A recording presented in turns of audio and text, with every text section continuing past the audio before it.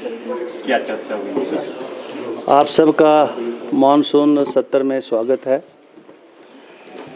और जैसा आप जानते हैं कि हर सत्र से पहले हम जो है एक ऑल पार्टी मीटिंग भी करते हैं और मीडिया के जो हमारे साथी हैं उनसे भी रूबरू होते हैं।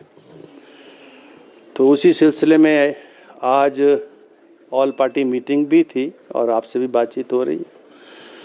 तो इससे पहले कि जो प्रश्न आपने पूछा उसका उत्तर मैं दूं, पहले तो आपको ये जानकारी है कि मानसून सत्र हिमाचल प्रदेश विधानसभा का होने जा रहा है और ये ऐतिहासिक है।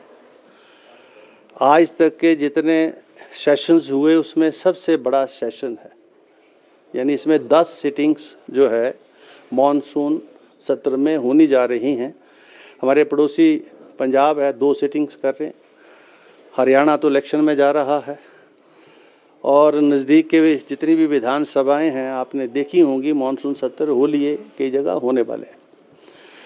यानी हम लोकतंत्र प्रजातंत्र में पूरी तरह से विश्वास रखते हैं और हम ये मानते हैं कि ये जो सदन है वो चुने हुए प्रतिनिधियों का स्थान है, लोकतंत्र प्रजातंत्र का मंदिर है और हिमाचल प्रदेश की जनता से जुड़े हुए सभी विषय जो हैं इस माननीय सदन के माध्यम से चर्चा में आए। और इसीलिए जो है ये जो सिटिंग है 10 सिटिंग्स जिस पर सरकार ने भी सहमति प्रकट की, हमने कैलेंडर बना के दिया और सरकार ने 10 सिटिंग करने का निर्णय लिया। मैं आभार व्यक्त करना चाहूँगा सदन के नेता का। अभी आपको कुछ प्रेस के मीडिया को तो जानकारी है, मैंने पढ़ा आज कि आपने यहाँ से इन्फॉर्मेशन विधानसभा सचिवालय से कलेक्ट की है। टोटल जो स्टार्ड और अनस्टार्ड क्वेश्चंस है हमारे पास 936 प्रश्न स्टार्ड और अनस्टार्ड हमारे पास पहुंच चुके हैं, जो लिस्ट भी होना शुरू हो गए, जो कल भी लिस्ट हो गए कुछ और ऐसे क्योंकि अब प्रश्न देने का समय समाप्त हो गया। अब सिर्फ चर्चाएं आ सकती हैं कुछ नियमों के तहत, 62 के तहत आ सकती है, 63 के तहत आ सकती है, 130 के तहत आ सकती है और भी अन्य नियम हैं जिनके तहत चर्चाएं आ सकती हैं। तो अभी जो कल का बिजनेस है वो तो हमने डाल दिया है और उसकी जानकारी आपको होगी। उसमें स्टार्ट है, उससे पहले ऑबिचुरी होगी क्योंकि जब सत्र शुरू होता है और पिछले सत्र और इस सत्र के दौरान अगर कोई माननीय सदस्य इस सदन का सदस्य रहा हो और वो स्वर्गवास हुए हों तो इस सदन में शोकोद्गार होते हैं। तो कल 3 माननीय सदस्य जो हमारे इस माननीय सदन के सदस्य रहे हैं, स्वर्गीय श्री टेकचंद डोगरा जी, हमारे दौलत राम चौधरी जी और नारायण सिंह स्वामी जी जो इस माननीय सदन के सदस्य रहे हैं, वो उनका निधन हुआ है, उसके शोकोद्गार होंगे। उसके बाद प्रश्नकाल होगा और उसके बाद 62 नियम के तहत चर्चाएं होंगी, फिर 63 में होंगी और उसके बाद इंट्रोडक्शन है बिल की एक की और उसके बाद जो है 130 में जो भारी बरसात कुछ स्थानों पर हिमाचल प्रदेश में जो फ्लैश फ्लड्स की जो रिवायत शुरू हुई है उस सिलसिले में बहुत सारे प्रश्न सभी सामान्य सदस्यों ने दिए, नए और पुरानों ने, और सभी ने गहरी चिंता प्रश्नों के माध्यम से और नियम 130 के तहत 62 के तहत व्यक्त की है, जिसको हमने लिस्ट किया है, जिसमें माननीय प्रतिपक्ष के नेता ने भी उसमें चिंता प्रकट की है, श्री जयराम ठाकुर जी ने, उनके भी बहुत सारे सदस्यों ने।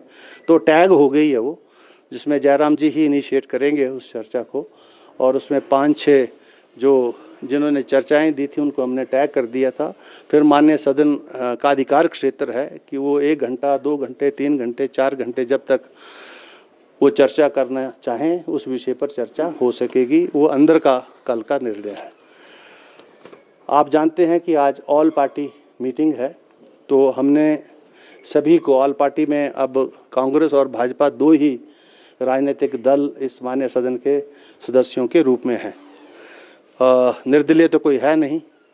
तो क्योंकि सत्र से 1 दिन पहले होनी थी और छुट्टी भी थी आज, तो मैंने विशेष रूप से जो हमारे प्रतिपक्ष के नेता हैं आदरणीय श्री जयराम जी से उनसे दूरभाष से हमारे सचिवालय ने मैंने बात की कि आपको कौन सी डेट सूट करती है, क्योंकि छुट्टी थी, हम 23 को भी रख सकते थे, 24 को भी रख सकते थे, 25 को भी रख सकते थे।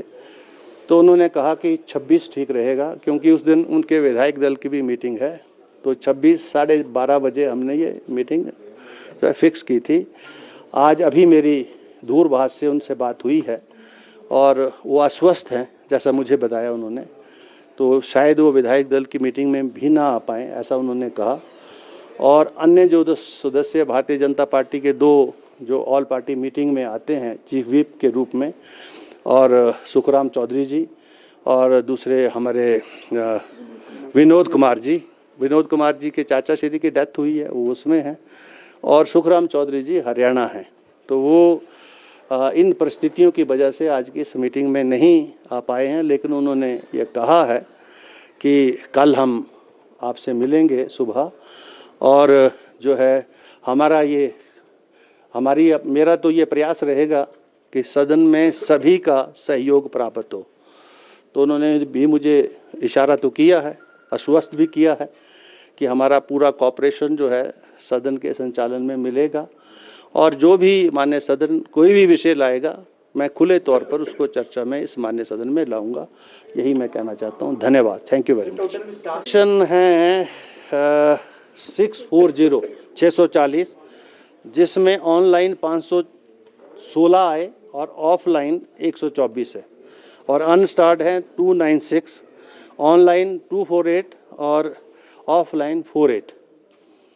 और 62 के तहत 7 विषय आए हैं, 63 के तहत 1 है, 101 नियम के तहत 10 हैं, नियम 130 के तहत 20 हैं, नियम 324 के तहत 4 विषय अभी तक हमारे पास प्राप्त हो चुके हैं। जो लोग सस्पेंड की बात हो रही है, इसके ऊपर कोई फैसला हुआ? वो जो उस वक्त सस्पेंड तो 15 हुए, 9 तो कोई ऐसे सस्पेंड नहीं है अभी, लेकिन जो वो अंदर की कार्रवाई के मुतल्लिक जो सारी चीज़ें हैं वो अंदर ही विषय उठेंगे। अभी तो उस पर कोई ऐसी कोई कार्रवाई नहीं है, क्योंकि जो उस समय हुआ था वो तो 15 थे।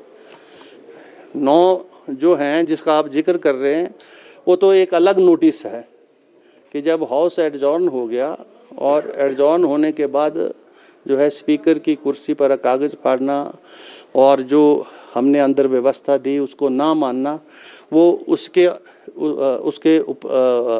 जो है वो उसके लिए है, the violation of the rules procedure with in the house. तो सारे विषय वो अंदर ही उठेंगे और अंदर ही उसके ऊपर निर्णय होगा। Thank you. और फिक्र हमेशा मेरे साथ रहता है। भूषण ज्वेलर्स, अनमोल रिश्तों के लिए।